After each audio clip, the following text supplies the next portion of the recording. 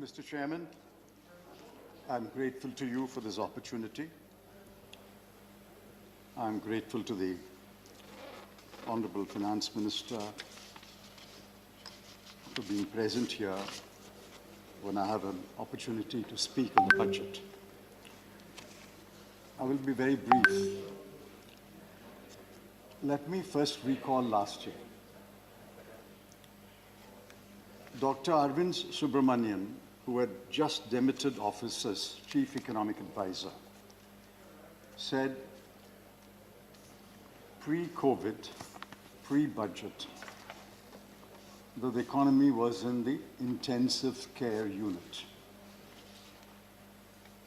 Dr. Abhijit Banerjee, the Nobel laureate, said pre-COVID, pre-budget, the economy was doing badly. The country had witnessed 8 quarters of slowdown. The 8th quarter was underway, but we knew that the economy will slow down further. It started at 8% in the beginning of 2018-19, and ultimately it ended with 3.1% or so in 2019-20. In my intervention last year, I had pointed out that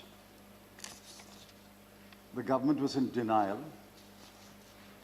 The government was refusing to accept the reality of a slowing economy. And the government believed wrongly that the problem of India's economy was cyclical and not structural. The Honorable Finance Minister and other spokespersons of the government flatly refused to accept our arguments, brushed aside our contentions, and continued to pretend that all was well. And I remember the dates and the occasions when they said the revival will happen next quarter. Be that as it may, 2 years of slowdown is a reality. And then the COVID struck. And we pleaded that while you address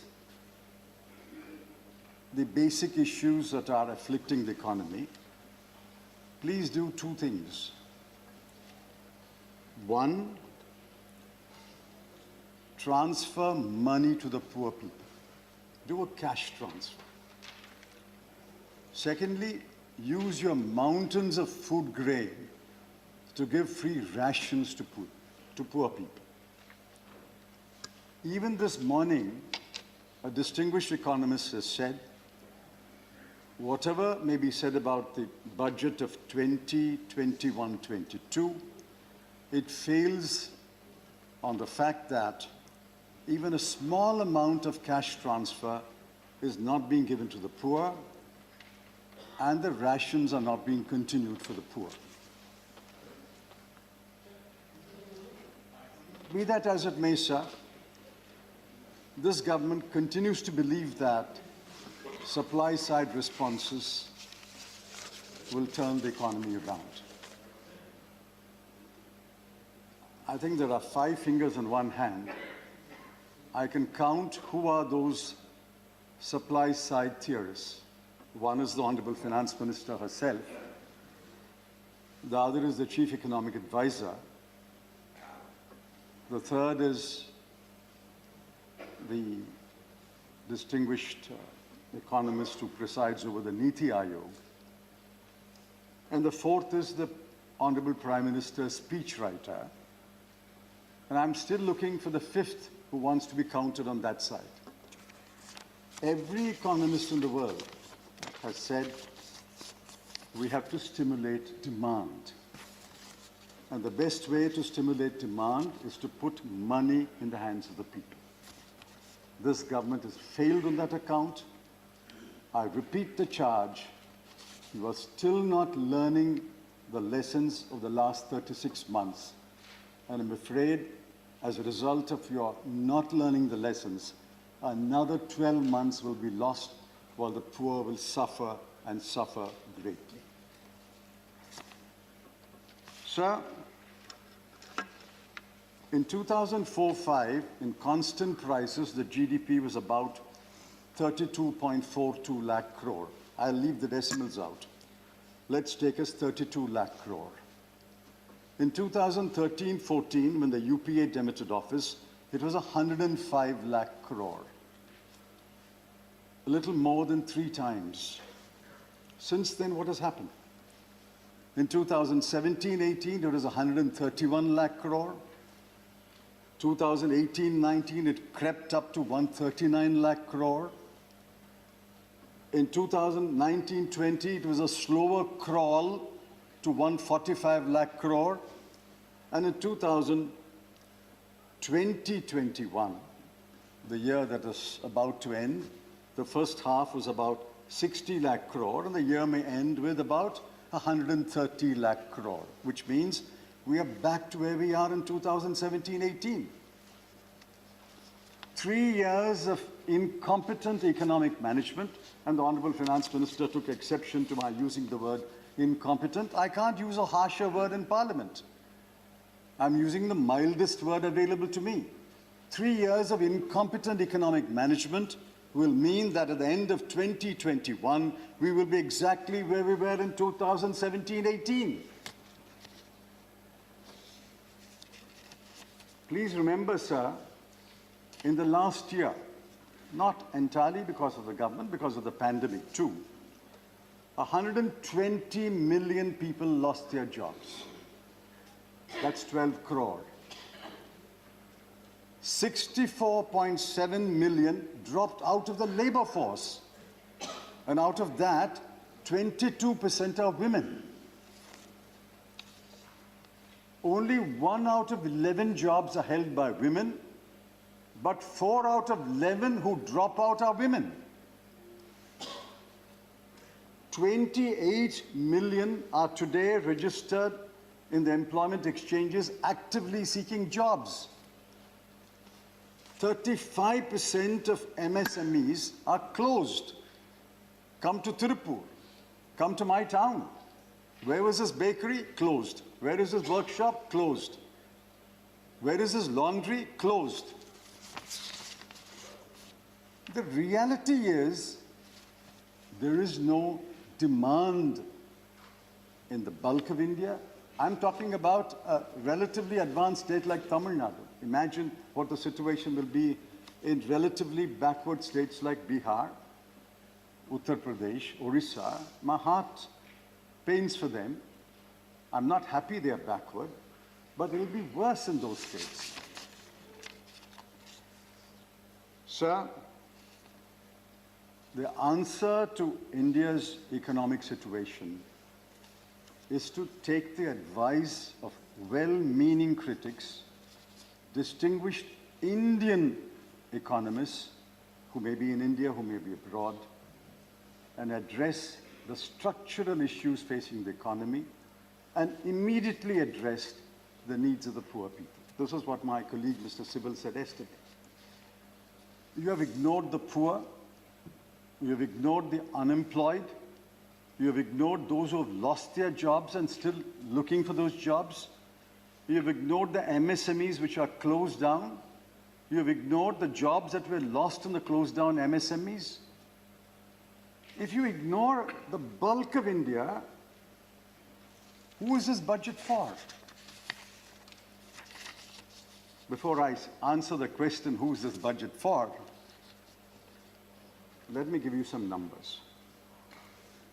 Major numbers are suspect in this budget, like last year's budget. Of course, you will always say the numbers unraveled because of the pandemic. You won't have the excuse this year. These numbers are going to unravel. And like last year, the finance minister will have to make many budgets. Let's look at the reality of the numbers. You said you've raised about 10 lakh crore of additional borrowing. Where did this additional borrowing go? On the capital account, you are spending 27,078 crore. Let's add the grants and aid of capital investment, another 23,876 crore. The total additional capital investment in the current year, which will end on 31st March, is 50,954 crore. Let's say 51,000 crore. Where did the rest of the money go? Not for new investment, not for capital investment. Where did it go? Because you had three large holes. On the revenue side, your expenditure increased by 3,80,997 crore. On the revenue side, you had a revenue shortfall of 4,65,773 crore. And on the disinvestment, you had a shortfall of 1,78,000 crore. And that adds up to 10,24,770 crore. So your money that you borrowed is only going to fill the gaps, the huge craters that are there in the economy today. Next year won't be any better. The additional borrowing will go under the same heads. Mark my words today, and we'll come back next year. Mark my words, the revenue projections for next year are ambitious. There will be a shortfall. The disinvestment proceeds projections are ambitious. There will be a shortfall. And your revenue expenditure will increase more than what you have provided for, because you have underprovided under a large number of heads, including defense and health.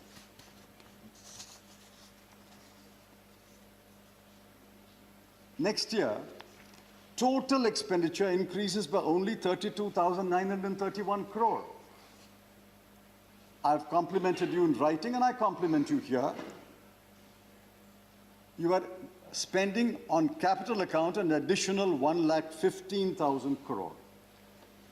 But what is 1,15,000 crore in a GDP which you estimate will be 222 lakh crore?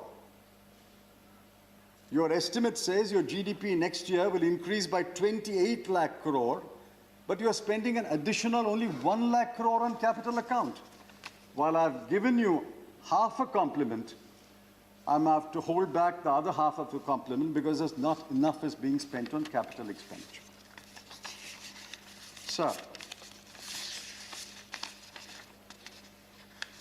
let me point out another number that will unravel. Your projected nominal GDP growth of about 14.8% or 9%. And then you say,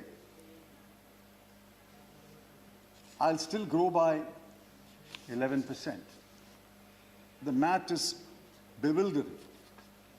Inflation next year will be at least 5%, maybe even 6%. If your nominal GDP growth is 14.4%, and if inflation is 5 or 6%, the arithmetic I have says your growth will be only 9.4 or 8.4. This year will end at -10, -11, and next year will grow by 8 or 9. This is what Dr. Geeta Gopinath said is mechanical. Don't claim credit for that growth.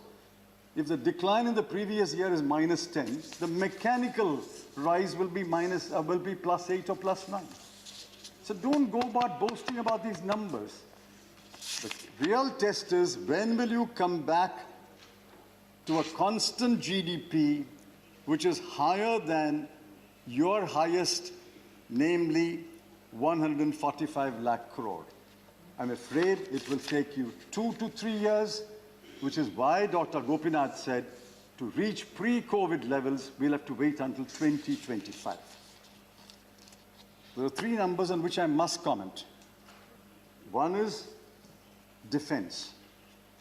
The first time, I think, in the history of Parliament, the word defense was not mentioned in the budget speech. Please correct me if I'm wrong. The word defense was not mentioned in the budget speech. On health, the numbers have unraveled again.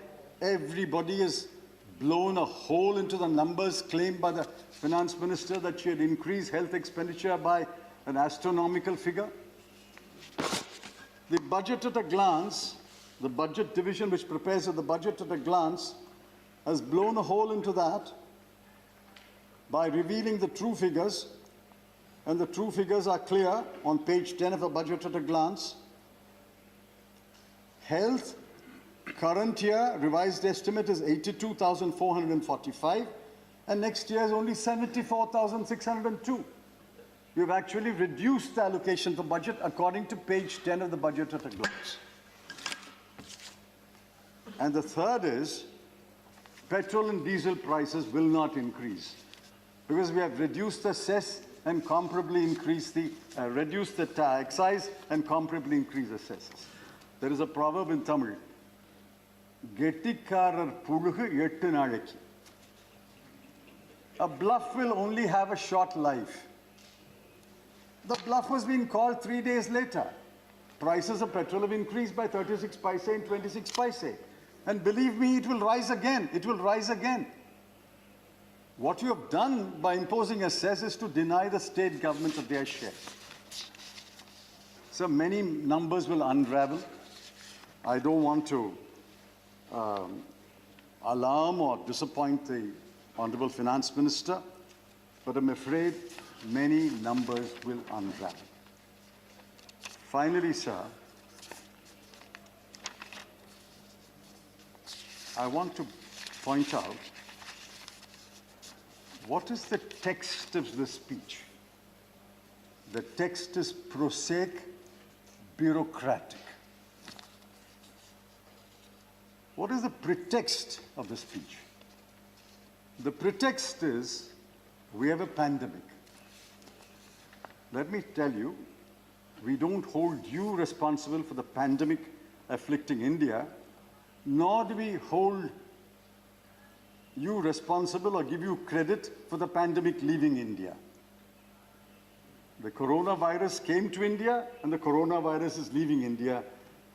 You don't take the blame for the coronavirus coming into India, but you don't take the credit for the coronavirus leaving India. But that's a separate debate on a separate occasion. The pretext is we have a pandemic, and the answer is supply-side measures.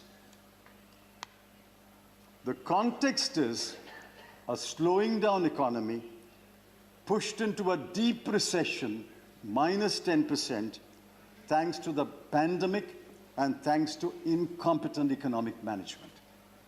But more than the text, more than the pretext, more than the context, what is important is the subtext. The subtext is this is a budget prepared for the rich, of the rich, and by the rich. This budget has done nothing for the poor of India who continue to suffer. The unemployed, those who are looking for employment, those who have lost jobs, the MSMEs that are closed down, the migrant worker, those who are waiting for rations to be given to them for a few more months. All of them have been neglected in this budget. The subtext is this is a budget for the rich, of the rich, and by the rich. We must therefore record our strongest protest and dissent against the budget. Because we dissent, we will be called Andolanjeevi and Parjeevi. Who are the Parjeevis of this country? The Parjeevis of the country are those 1% who control 73% of India's wealth. And this is a budget for that 1% who already control 73% of India's wealth. We reject this budget in the name of the people.